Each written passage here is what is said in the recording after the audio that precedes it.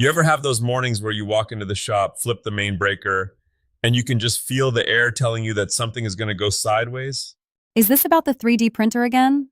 Because I saw you staring at it like it was a misbehaving toddler earlier. It's worse than a toddler. At least a toddler cries when it makes a mess. My printer just sits there, silent and smug, while it turns $20 of high-speed PETG into a bird's nest that looks like a spaghetti factory exploded in a wind tunnel. Welcome to the TigerDen podcast, everyone. I'm Alex, and I'm here to make sure Tiger doesn't actually throw his machinery into the scrap bin. Today we are talking 3D printing drama, specifically the Bamboo Lab controversy, moving into the high-stakes world of underwater welding, and how to actually make a buck without losing your soul in the process. It's a packed house today.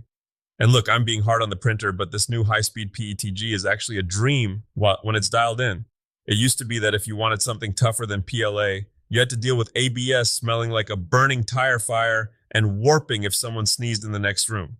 This new stuff, it's the bridge. It's got the grit to live in a hot truck and the manners to actually stick to the build plate. Okay, but grit doesn't mean much if the company making the machine is moving the goalposts. People are getting pretty heated about Bamboo Lab and the open source community. For those of us who aren't living in the forums, what's the actual beef? It's the classic walled garden fight. Bamboo makes a machine that, I hate to admit it, but it works like a microwave. You hit a button and things happen. But they've had some friction lately with Orca Slicer, which is a community-driven fork. It boils down to a philosophical crossroads. Do you want the iPhone of printers where everything is sleek but the gates are locked? Or do you want the old school hot rod where you can swap the engine but you might get grease under your fingernails every Sunday? I'm guessing you're the grease under the fingernails guy? I like knowing that if the company vanishes tomorrow, my tools aren't suddenly high-tech paperweights. There's a certain comfort in knowing the community owns the brain of the machine. Speaking of things that won't vanish, can we talk about the actual heavy lifting? I saw the new AWS Welding journal on your desk. You've been quiet about it, but you're looking at certifications again, aren't you? Don't tell my knees, they think we're retiring soon. But yeah, the demand for certified welding inspectors, CWI for the folks in the trade, is through the roof right now. You always say welding is just sewing with lightning, but CWI sounds more like being a judge, jury, and executioner for steel beams. That's exactly it.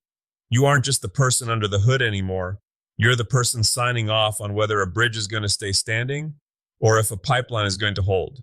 If you're a youngster looking for a golden ticket, the CWI path is it. The math is simple.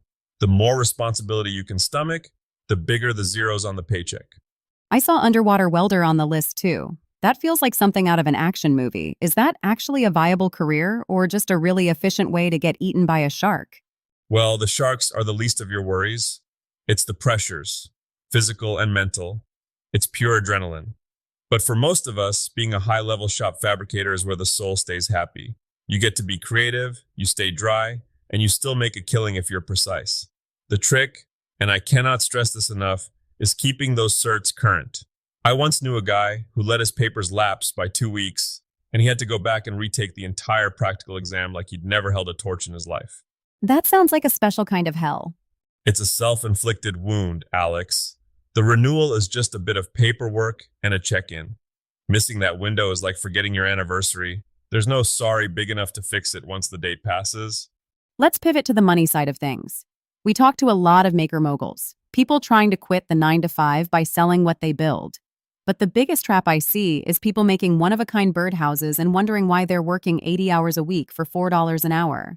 It's the artisanal trap. You fall in love with a piece, spend 40 hours on it, and then realize you have to sell it for $2,000 just to cover your rent.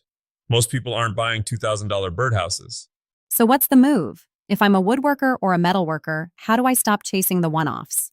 You stop selling the cake and start selling the recipe, or better yet, the pan. Look at digital assets. If you design a killer jig that makes a specific task easier, sell the plans for that. You write that file once and it earns its keep while you're sleeping. Or find a boring niche. Don't just make a cutting board. Make the most durable NSF certified butcher block for high-end food trucks. Solve a problem that someone already has a budget for. Sell the pan. I like that. It's less romantic than being a starving artist, but it pays for the fancy PETG. Speaking of cutting boards, I've been wrestling with some Chechen wood this week. I thought I'd try some fancy steam bending for a project. Wait, I saw those curved pieces in the scrap bin this morning. They looked more like shattered hockey sticks than art. Yeah, well, even masters get humbled. Chechen is dense. It's stubborn. It's basically the wood version of a mule that's decided it's not moving another inch. I tried to rush the steam time. I thought 45 minutes would do it. And I'm guessing the wood had other plans? It sounded like a gunshot. Crack. Right through the heart of the grain. The lesson there, which I seem to have to learn every 5 years, is that you can't negotiate with physics. If the moisture content isn't right and the heat hasn't penetrated to the core, that wood is going to win every single time. So for the folks at home trying to bend the unbendable, what's the secret? Besides patience, which I know is a rare commodity in this shop. You have to monitor the internal temperature and keep it steaming longer than your gut tells you. If you think it's ready, give it another 20 minutes. Also, look at your shop layout.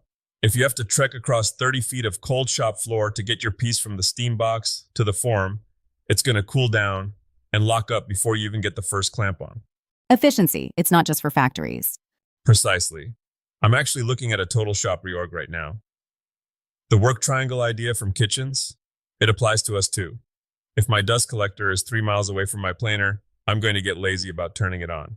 If my most used chisels aren't within arm's reach of the vise, I'm wasting miles of walking every year.